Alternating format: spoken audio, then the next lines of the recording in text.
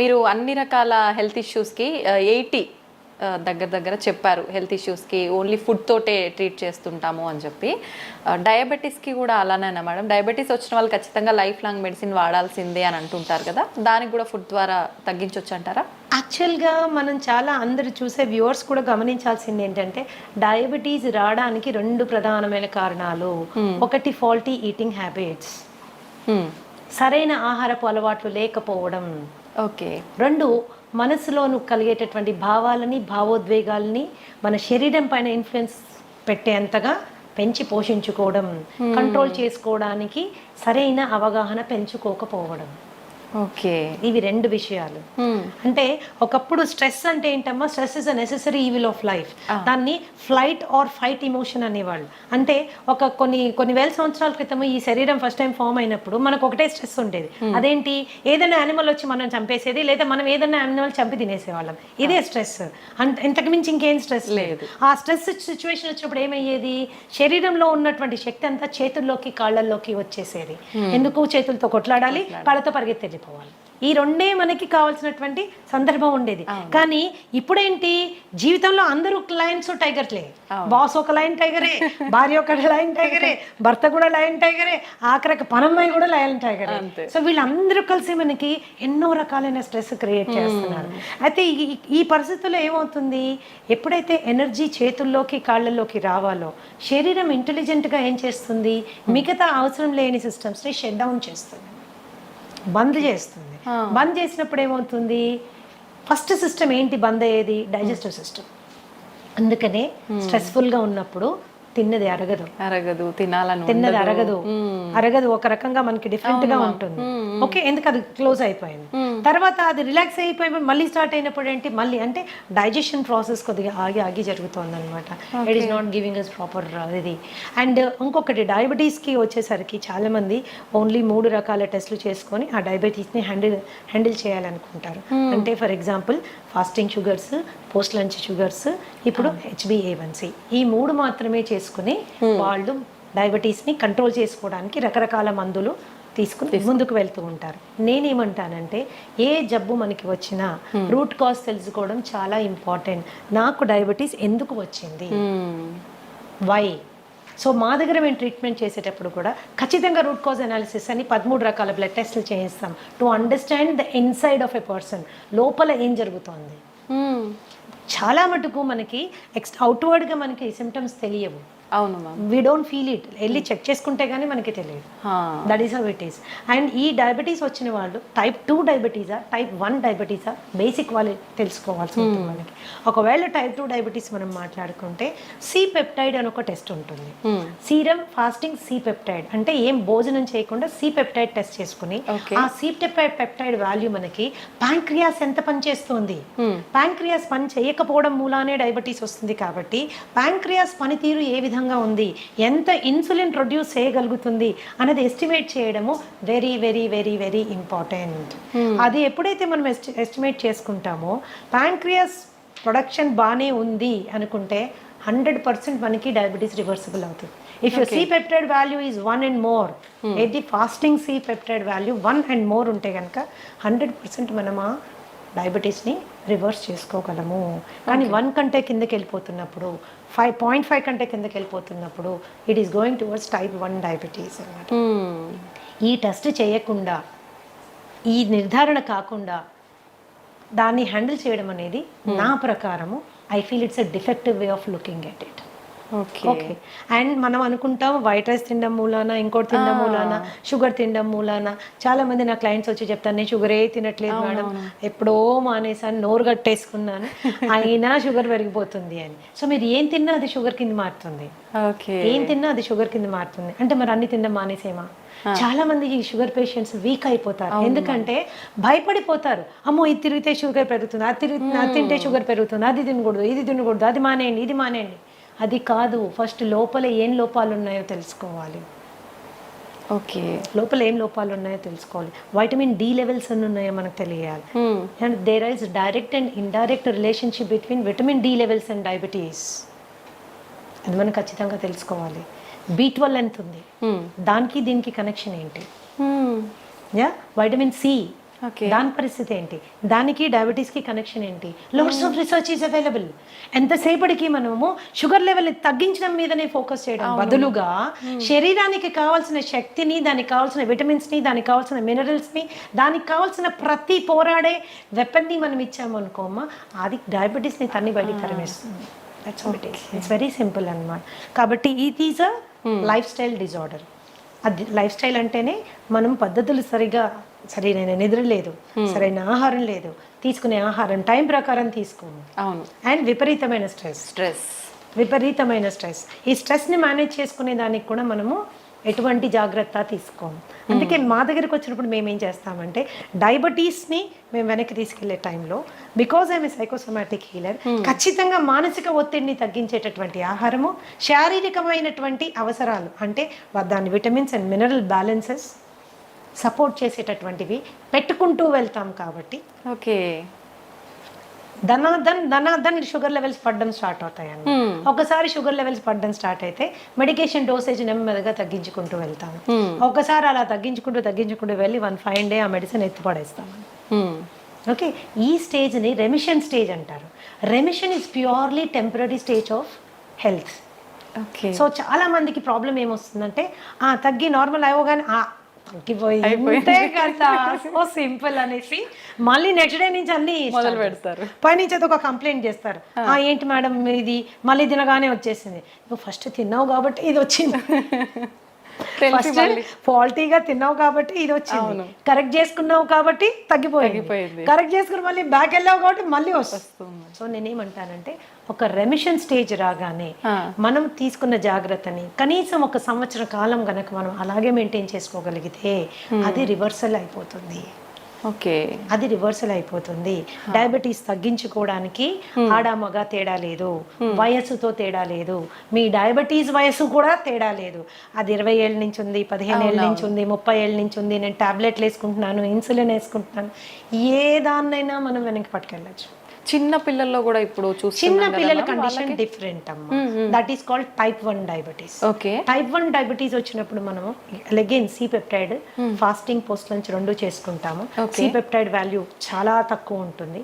ఆ చాలా తక్కువ ఉన్నప్పుడు ఏంటంటే ఇన్సులిన్ ప్రొడ్యూస్ చేయలేకపోతుంది ప్యాంక్రియాస్ లో ఇన్సులిన్ రావడం లేదు కాబట్టి వాళ్ళు డయాబెటీస్ పార్ట్ వెళ్ళిపోయారు. సో ఈ పరిస్థితుల్లో మనం వాళ్ళకి 3 times వాళ్ళు ఇన్సులిన్ వేసుకోవాల్సి ఉంటుంది. ఇలాంటి పిల్లలకి అద్భుతంగా ఇన్సులిన్ రిక్వైర్మెంట్ తగ్గించేటటువంటి ఆహారం మనం ఇవ్వచ్చు. Regeneration therapy for type 1 diabetes కూడా ఉంది. కాకపోతే దాని పర్సంటేజ్ 100% అని మనం గట్టిగా చెప్పలేము.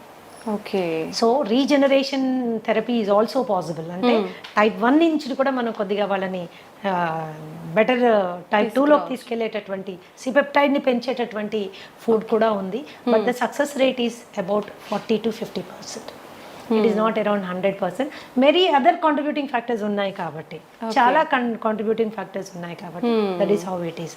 అయితే ఈ మధ్యకాలంలో విపరీతంగా తిండి పిల్లలకి మనం పెట్టే తిండి మూలాన మనమే మన చేతుల ద్వారానే మనమే వాళ్ళని డయాబెటీస్ వైపు నెట్టుతున్నాము. నాకు తెలిసిన ఒక బాబుకి కేవలం వాడు రోజు అడిగాడని, రోజు ఇవ్వమని గొడవ చేశాడని వాళ్ళ తాతగారు డైలీ ఒక కూల్ డ్రింక్ తాగించడం మూలాన, అలా 2 నెలలు తాగించడం మూలాన ప్యాంక్రియాస్ ఫెయిల్ అయిపోయింది. టైప్ 1 డయాబెటిక్ అయిపోయాడు.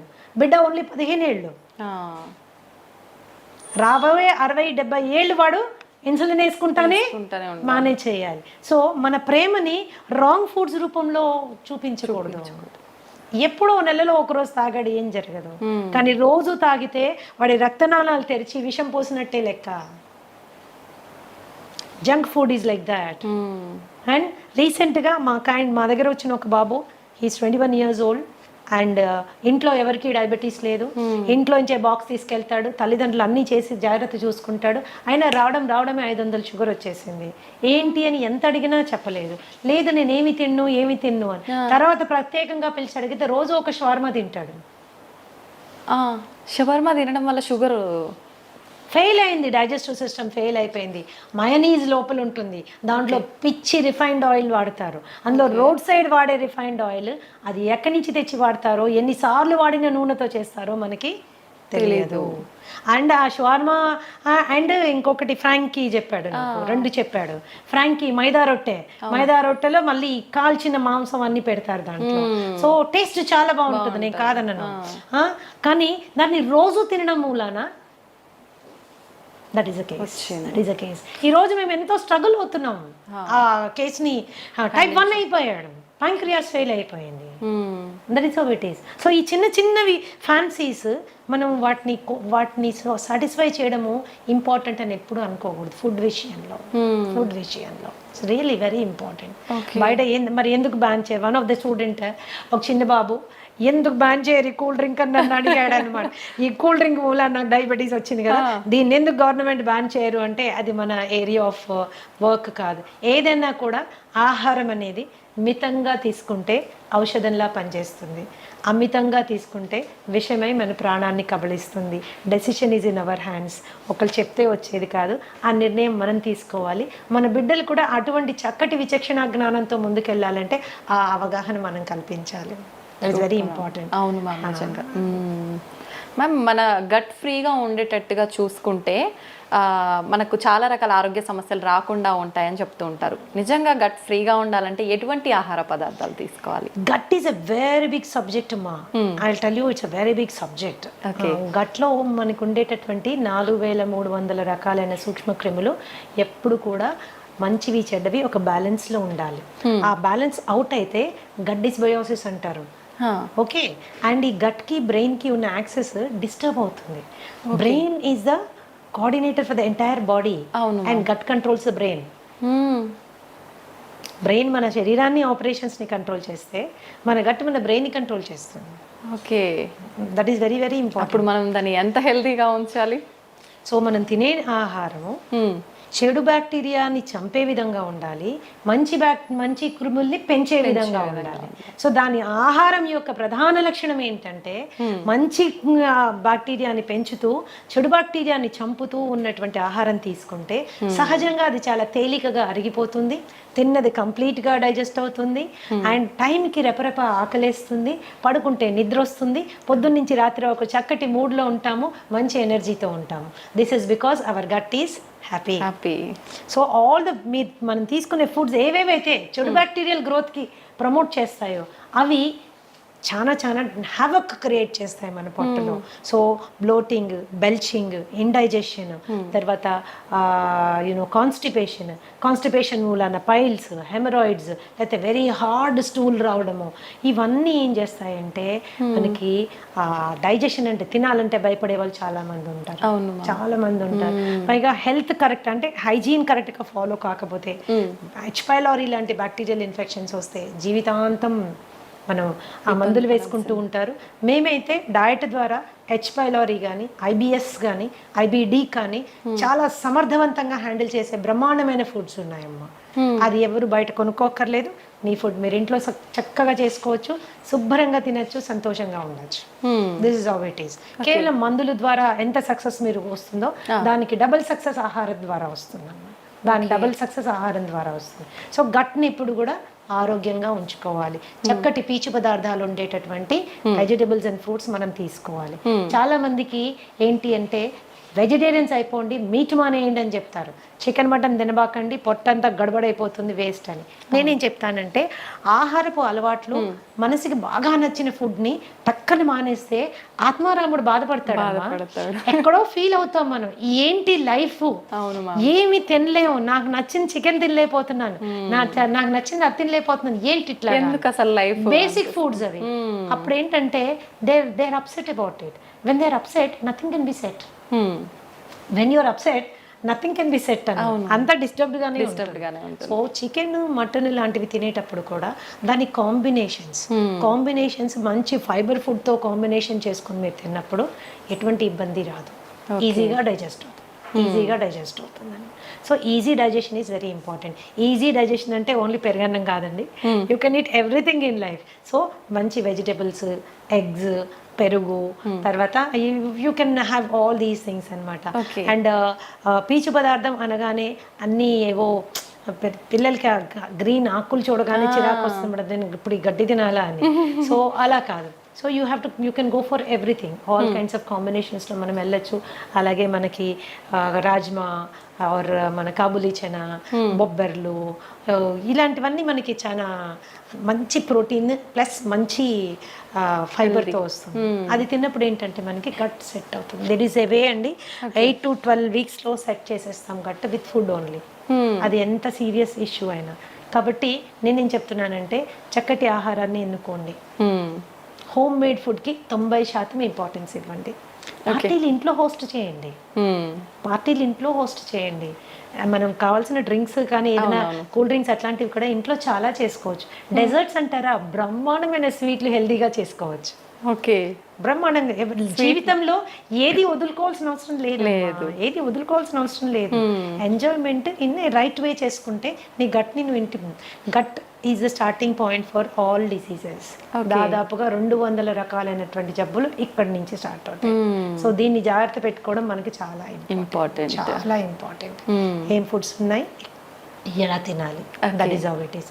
ఎప్పుడన్నా ఒకరోజు అంటే మేడం మమ్మల్ని హోటల్కే వెళ్ళొద్దంటారా, నేను ఒక్కసారి కూడా బిర్యానీ తినద్దా, ఇంకా నేను ఎందుకు అందులో హైదరాబాద్లో ఉండి నన్ను బిర్యానీ తినద్దంటారా అంటే ఓఎస్ తినండి తప్పకుండా, ఎందుకు మానేస్తారు, అలా మానేయమని చెప్పట్లేదు. కానీ దానికి మీ పొట్టని మిమ్మల్ని ప్రిపేర్ చేసుకోండి. Go to A place where biryani is done with ghee and not with Dalda. ఇంట్లో మీ ఆవిడకి బిర్యానీ చేయడం నేర్పించండి, కానీ ఇంట్లో చేస్తే మనకు నచ్చదు కదా. సో మీరు అలా తిన్నప్పుడు ముందు రోజు వెనక రోజు కూడా there are certain things you have to follow so that you can balance your ఇందాక చెప్పాను, ఇప్పుడు చెప్తాను, మళ్ళీ కూడా చెప్తానమ్మా. ఎప్పుడో 2-3 నెలలకు ఒకసారి చేసింది మనకి అది బాడీ ఎఫెక్ట్ అవ్వదు. కానీ డైలీ అదే పనిగా యంగ్స్టర్స్ నాకు తెలుసు చాలా మంది ఐటీ ఎంప్లాయీస్ వస్తారు నా దగ్గరికి.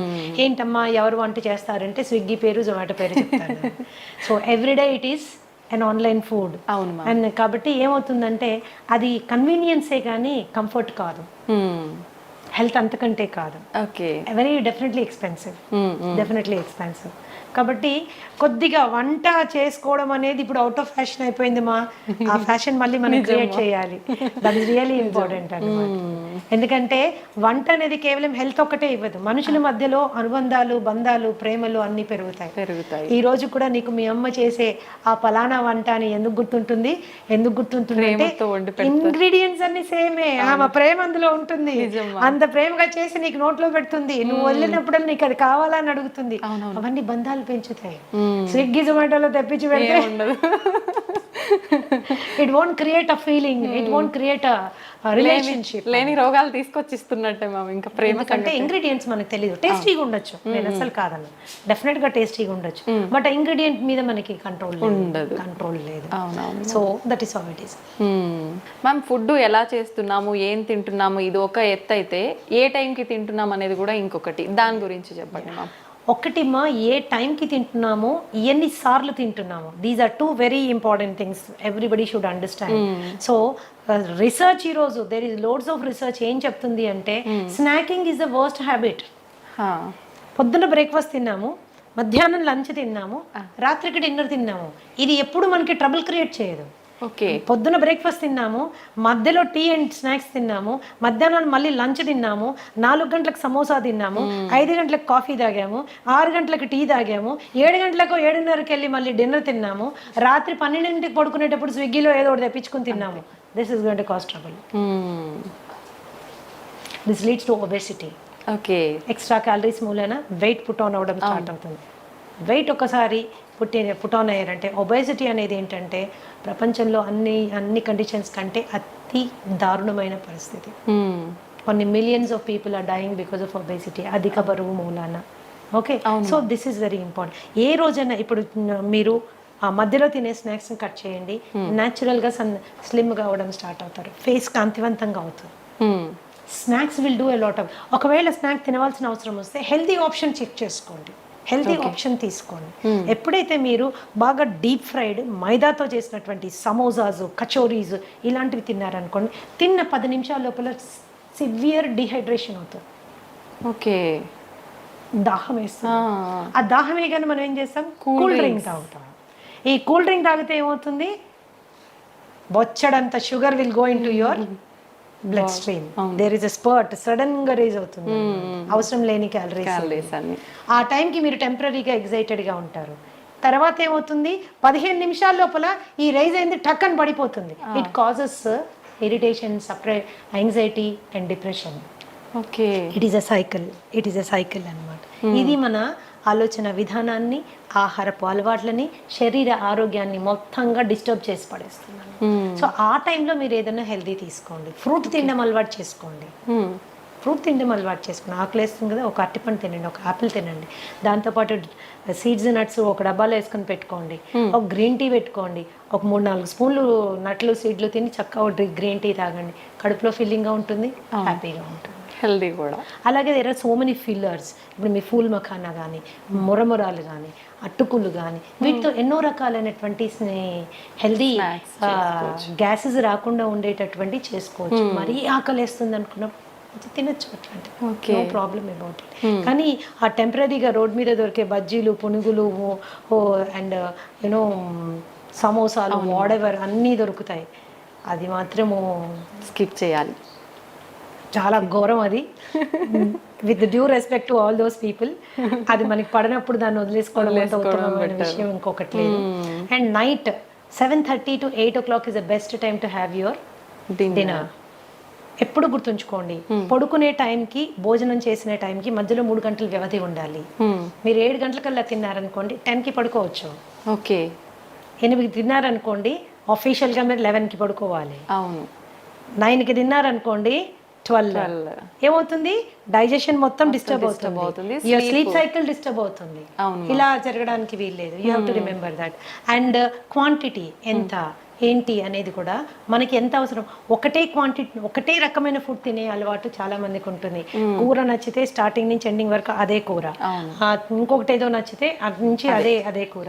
సో ఒక బ్యాలెన్స్డ్ డైట్ ప్లేట్ అనేది మనము మెయింటైన్ చేసుకోవాలి, అన్నీ ఉండేటట్టు చూసుకోవాలి, ఆల్ కైండ్స్ ఆఫ్ థింగ్స్. ఇప్పుడు టైం మనకి లేదు, అన్నిటికీ మన బాస్ కోసం టైం ఉంది, ఉద్యోగం కోసం టైం ఉంది, టార్గెట్స్ కోసం టైం ఉంది, కానీ మన కోసం మనకి టైం లేదు.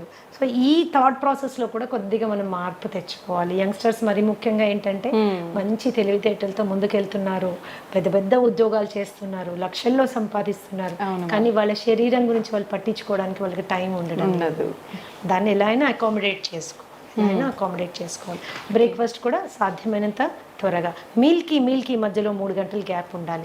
3 గంటల టైంలో మీరు కావాలంటే మంచినీళ్ళు తాగొచ్చు, సింపుల్. కావాలంటే మంచినీళ్ళు తాగొచ్చు. మరి ఏదైనా వర్క్ ప్రెషర్ మూలన కొద్దిగా తలనొప్పి వస్తుంది అన్నప్పుడు గ్రీన్ టీ తాగొచ్చు, జింజర్ టీ తాగొచ్చు, ఒక గ్లాస్ మజ్జిగ తాగొచ్చు, ఒక గ్లాస్ కొబ్బరి నీళ్ళు తాగొచ్చు. Okay, these are the best alternatives. ఆ స్నాకింగ్ మానేసేయాలి. ఎస్పెషలీ డయాబెటీస్ ఉన్న వాళ్ళైతే మీరు స్నాకింగ్ మానేసిన వెంటనే మీకు కనీసం ఒక 10-20 యూనిట్లు షుగర్ తగ్గుతుంది అనమాట. Okay, that's how it is. These are the important factors you have to remember. ఎప్పుడు బ్రేక్ఫాస్ట్ చక్కగా హెవీగా తీసుకోండి, దానికంటే కొద్దిగా తక్కువగా లంచ్, లైట్గా dinner. So that you don't store all that on to yourself. And తినగానే పడుకోవడము, తినగానే అరగంటలోనే నడిచేస్తుంటారు, అలా చేయకండి ప్లీజ్. 1.5 hour గ్యాప్ వచ్చాక కానీ మీరు నడవడానికి వీల్లేదు. That is how it is. So ఇవి బేసిక్ మీల్ పీరియడ్స్ మీరు అండ్ మీకు నచ్చిన విధంగా మీరు తీసుకోవచ్చు. ఒక జనరల్ హెల్త్ ఫార్ములా చెప్తాను, ఒక general health formula which is good for everybody. So మనము ఇండియన్స్ ఏంటంటే especially south Indians starch oriented అంటే కార్బ్ ఓరియంటెడ్ డయట్లో మనం ఉంటాము. ఇప్పుడు మనకు అంతా రిఫైన్డ్ అండ్ పాలిష్డ్ ఫుడ్ కాబట్టి అది చాలా వరకు not doing lot of harm కాబట్టి ఒక చిన్న రేషియోలో మనం ఆహారం తయారు చేసుకోవచ్చు. ఏంటది, 20% food carbohydrate.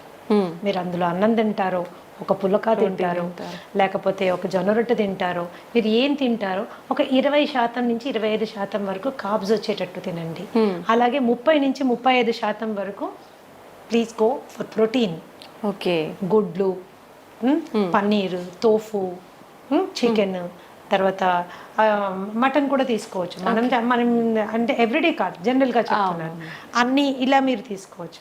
And at least 40% energy కొవ్వులోంచి వచ్చేటట్టుగా మీరు డైట్ని మోడిఫై చేసుకుంటే, నెయ్యిలోంచి, కోకోనట్ ఆయిల్లోంచి, అవకాడోస్లోంచి, ఎస్ మనం తీసుకునే నట్స్ అండ్ సీడ్స్లోంచి మనకి ఎనర్జీ వచ్చేటట్టు పెట్టుకుంటే ఏమవుతుంది, it will balance your metabolism అనమాట. And especially lifestyle disorders like you know BP కానీ, షుగర్ కానీ, ఇలాంటివి, థైరాయిడ్ కానీ, ఇలాంటివి రాకుండా మనము సేఫ్ గార్డ్ చేసుకోవచ్చు. ఎప్పుడు కూడా జీరో కార్బోహైడ్రేట్ డైట్ ఎవరు తినకూడదు. ఓకే, ఎందుకంటే నర్వస్ సిస్టమ్కి కావాల్సిన ఎనర్జీ అంతా కార్బోహైడ్రేట్. ఓకే, నర్వస్ సిస్టమ్ కావాల్సినంత ఎనర్జీ కార్బోహైడ్రేట్. మీరు అసలు కార్బోహైడ్రేటే లేదనుకోండి, దెబ్బతింటుంది. That's going to cause lot of harm అన్నమాట. జీరో కార్బోహైడ్రేట్ డైట్ ఎప్పుడు తీసుకోవద్దు. చాలా మంది చేసేస్తుంటారు, డైట్ అనగా అన్ని మానేస్తారు, ఉట్టి వెజిటబుల్స్ మాత్రమే. అందులో కూడా కొద్దిగా కార్బోహైడ్రేట్ ఉంటుంది, కానీ మనకు కావాల్సింది సరిపోదు అది. ఓకే ఓకే, మేము క్యాన్సర్ పేషెంట్స్కి కూడా 10-15% కార్బోహైడ్రేట్ పెడతాం నేను. ఓకే, బికాస్ నర్వస్ సిస్టమ్ మనము మేనేజ్ చేయాలి, బ్లాక్అవుట్ అయిపోతాం లేకపోతే. ఓకే, ప్రోటీన్ కూడా విపరీతం ప్రోటీన్ తీసుకోకండి. అరకిలో చికెను, అరకిలో మటను, లేకపోతే ఒక డజన్ గుడ్లు, కొన్ని డైట్స్ నేను విన్నాను. ఇవేమవుతుందంటే మనకుండే కిడ్నీ ఎంత ఇంత, దాని మీద ఎంత లోడ్ వేసింది కిడ్నీ, ప్రోటీన్ ఫిల్టరేషన్ ఎక్కడ జరుగుతుంది, కిడ్నీలో జరుగుతుంది. లోడ్ వేయబాకండి. పీస్ఫుల్గా మీ డయట్లో 30-35% మీరు ప్రోటీన్ పెట్టుకోండి, మిగతా అదంతా ఎనర్జీ ఫ్యాట్లో వచ్చేటట్టు పెట్టుకోండి. కనీసం 40 నిమిషాలు ఏదన్నా మీరు జీవితాంతం చేయగలిగిన ఎక్సర్సైజ్ చేయండి. Any exercise which you can do always, అలాంటి ఎక్సర్సైజ్ చేయండి. సాధ్యమైనంత వరకు ప్రశాంతంగా ఉండే ప్రయత్నం చేయండి. That's how it is. It is a simple formula for health అని.